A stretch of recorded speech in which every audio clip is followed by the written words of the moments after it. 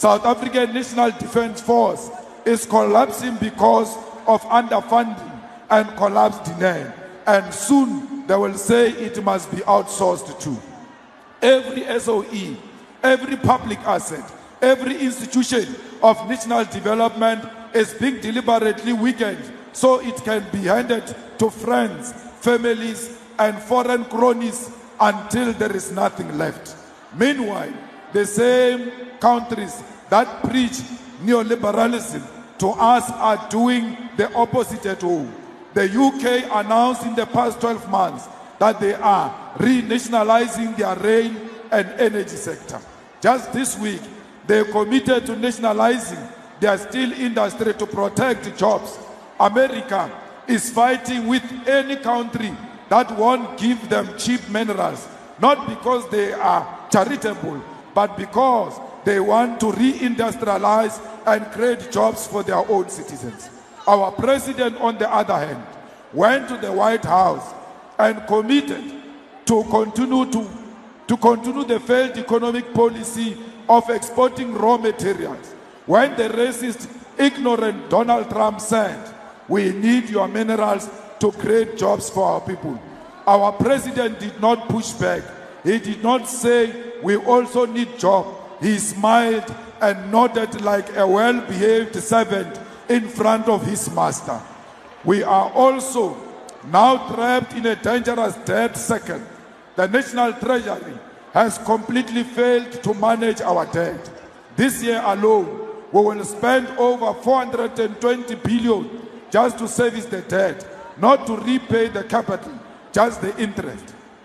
This is more than what we spend on basic education, more than health, more than policy, more than defense. It is more than what we spend on economic development. What is worse, the nature of this debt is changing.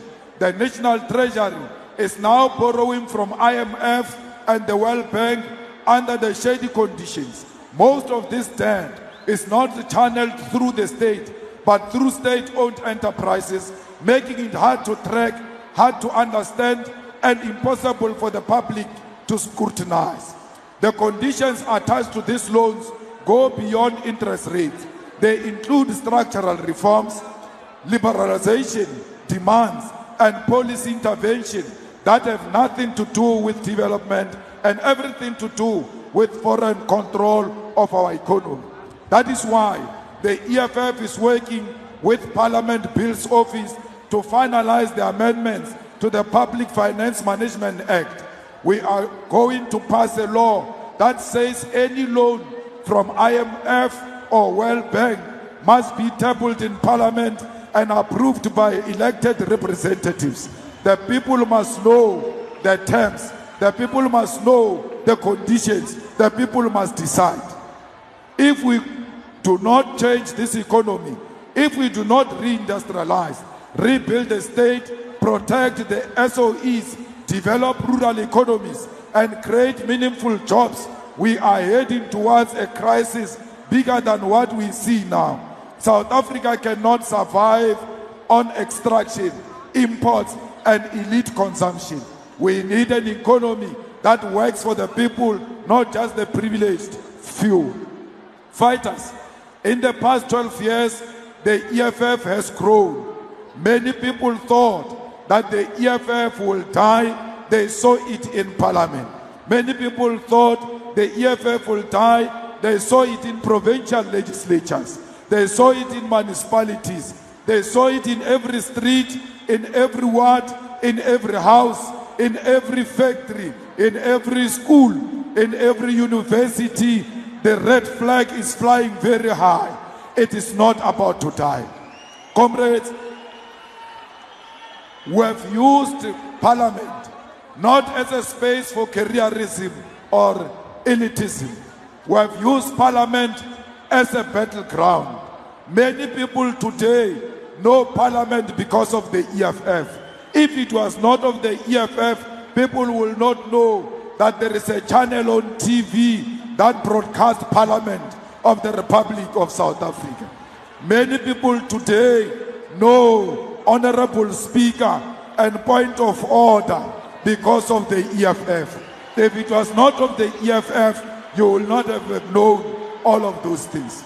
Comrades, today you are sitting here, you understand very well the scandal of Nkandla and the scandal of Busasa because of the EFF. The recent scandal exposed by the EFF was National Lottery Commission and the sitters.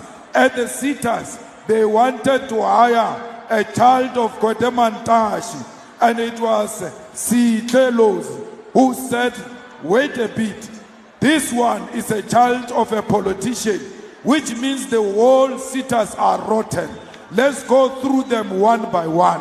As a result, those sitters were rejected and the minister was removed because of the EFF that led from the front.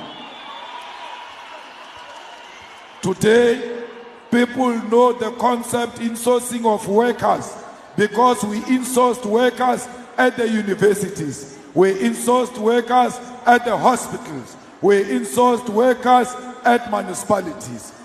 We have stood with the widows of mine workers in Marikana, with the students in Fees Must Fall. When nobody wanted to associate with Fees Must Fall, we said, these are our children. Their demands are genuine and they must be supported. When they were locked up in jail, we went to bail them out and send them back to the streets to continue a good fight of giving our children free decolonized education.